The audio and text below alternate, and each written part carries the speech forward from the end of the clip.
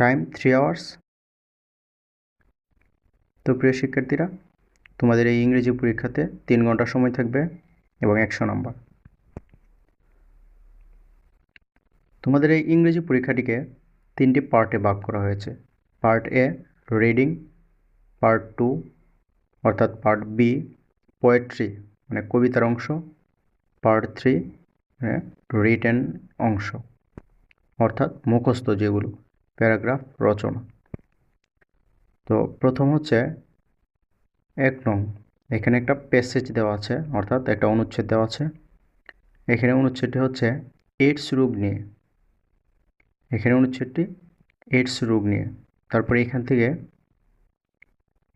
এই যে তোমাদেরকে 5টি সঠিক উত্তর দেওয়া হয়েছে অর্থাৎ 5টি এমসিকিউ দেওয়া হয়েছে, 5টিতে 5 নাম্বার। তো প্রিয় শিক্ষার্থীরা, তোমাদের অবগতির জন্য আগে জানিয়ে দিচ্ছি, আমরা কিন্তু তোমাদের জন্য একটি সুন্দর সমাধান তৈরি করেছি। এই প্রশ্নের একটি সুন্দর উত্তর তৈরি করেছি আমরা।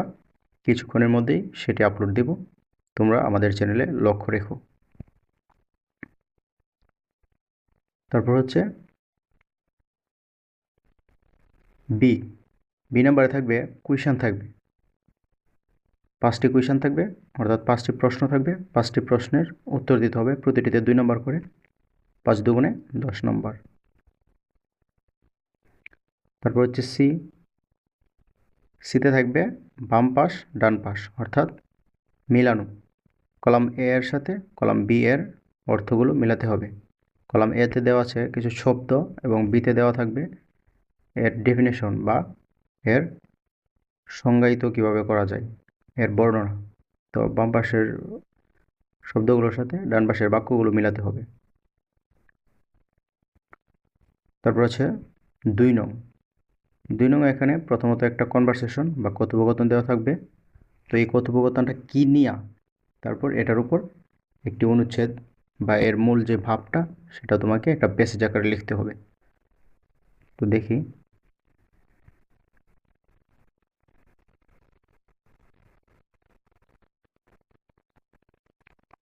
এই যে কথোপকথনের বাকি অংশটা, এবং এই যে এখানে নিচে বলা হয়েছে নাও গিভ ইউর ওপিনিয়ন্স, এখন তোমার মতামত দাও। Whether you agree or disagree, তুমি কি একমত নাকি দ্বিমত পোষণ করো উইথ দ্য স্টেটমেন্ট, এই স্টেটমেন্টের সাথে deforestation is necessary for the economic development of the countries like Bangladesh, বাংলাদেশের মতো দেশের জন্য বন নিধন খুবই উপকারী বাংলাদেশের অর্থনীতির জন্য। এটা কি তুমি এগ্রি করো নাকি ডিসএগ্রি করো? তো এই কথোপকথনটা পড়ে তুমি এইটা নিয়ে একটা অনুচ্ছেদ লেখার কথা বলতেছে। এটা ছিল 2 নং। তারপর হচ্ছে 3 নং। 3 নং গ্লোবাল ওয়ার্মিং নামে একটি অনুচ্ছেদ দেওয়া আছে। তো তারপর বলা হচ্ছে যে রিড দ্য ফলোয়িং টেক্সট, নিচের অনুচ্ছেদটি পড়ো অন গ্লোবাল ওয়ার্মিং সম্পর্কিত। Then write 5 preventive measures against increasing of global warming.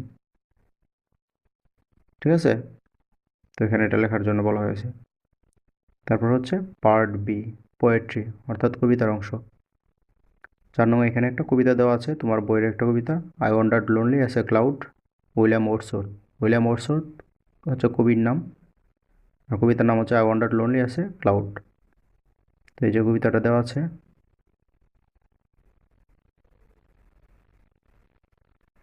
তারপর কবিতা থেকে 5টি প্রশ্ন করা হবে।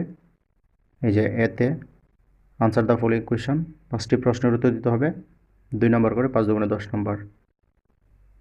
তারপর হচ্ছে B read the poem again and identify 2 similes and 3 imageries used in the poem, then explain the purpose of their use. মানে বিয়েতে বলা হয়েছে 2টা সিমিলি এবং 3টা ইমাজিয়ার্স লেখার জন্য। তো এখানে 5টাতে 2 নম্বর করে 10 নম্বর। তারপর সিতে বলা হয়েছে রিড দ্য পোয়েম এগেন, কবিতাটি আবার পড়ো অ্যান্ড এক্সপেরিয়েন্স ফিলিংস, অর্থাৎ কবিতাটি পড়ে তুমি কি বুঝলে, তোমার অনুভূতি একটি অনুচ্ছেদ আকারে বা প্যারা আকারে লেখো। এখানে হচ্ছে 10 নম্বর থাকবে। এগুলো কবিতার অংশ অর্থাৎ পার্ট বি। তারপর হচ্ছে পার্ট সি অর্থাৎ লিখিত অংশ, রিটেন বা লিখিত অংশ।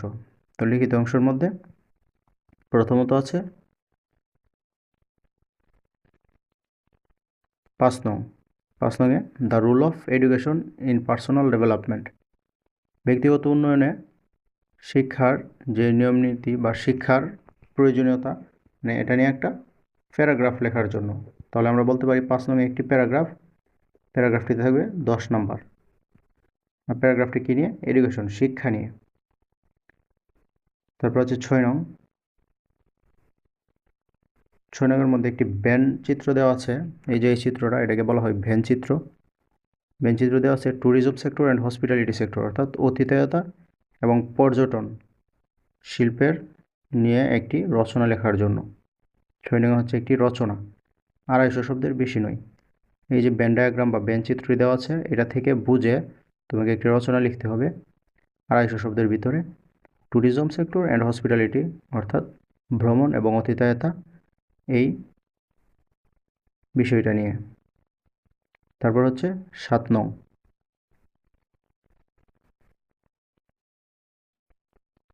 7 নং, এই যে 7 নং, 7 নং একটি অনুচ্ছেদের মতো প্রথম অংশ দেওয়া আছে। তারপর এখানে একটি টেবিল দেওয়া আছে, এই টেবিলটা তোমাদের পূর্ণ করতে হবে। ঠিক আছে, তাহলে এই টেবিলটাও তোমাদের কী করতে হবে? পূর্ণ করতে হবে। তো আমি সবগুলোর একটি সুন্দর সমাধান তৈরি করছি, এক এক করে আমরা সবগুলোর সমাধান দিব। তোমরা আমাদের চ্যানেলের সাথেই থাকো এবং আমাদের চ্যানেলে লক্ষ্য রাখো আমরা কখন ভিডিওগুলো ছাড়ি, এবং সমাধানগুলো খুব সহজ এবং সংক্ষিপ্তভাবে দেওয়া আছে তোমাদের উপকারের জন্য। তো ধন্যবাদ সকলকে।